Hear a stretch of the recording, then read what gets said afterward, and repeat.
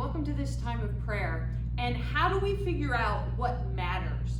How do we decide this is what's going to matter to me? How do we know what even matters? Because sometimes we say that something matters to us, but then we don't spend our time, we don't spend any energy, or at least not enough, into it. And so how do we decide what really matters to us and what really should matter?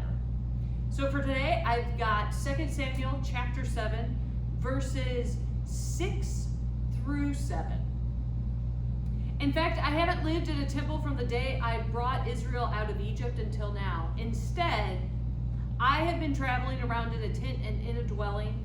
Throughout my traveling around the Israelites, did I ever ask any of Israel's tribal leaders I appointed to shepherd my people, why haven't you built me a cedar temple?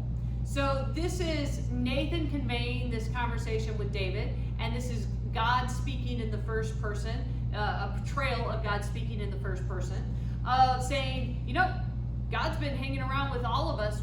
God didn't say, hey, I need you to build me a temple, a permanent place. I am with the people. It matters that I am with the people. Why does building me a permanent structure, David, matter now? Why is this what matters? And so it's this tension because David wants to build the temple and God's going to say, nope, you don't get to do it. No. But it's also this conversation of, does it matter now because you're bored, David? Does it matter because you think God needs to be placed somewhere? Because God's with the people. God's traveling around. God's with the Israelites. And so how does that matter in our lives? How does that begin to take space in our lives that influences everything else? Does it matter that God is with us? How do we show it? How do we live into that God is with us and that's what matters for us? How do we begin to walk along that journey? What are some things we need to contemplate? What are the ways we need to make space for God? Because God's going to travel with us.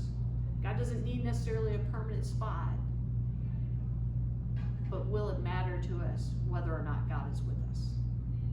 Pray with me.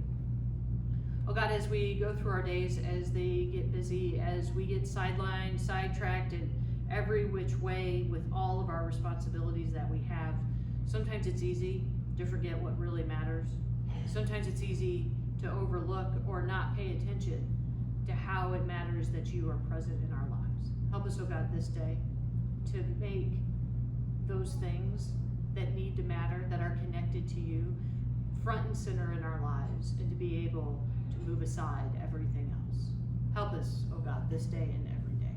Amen. Have a great one.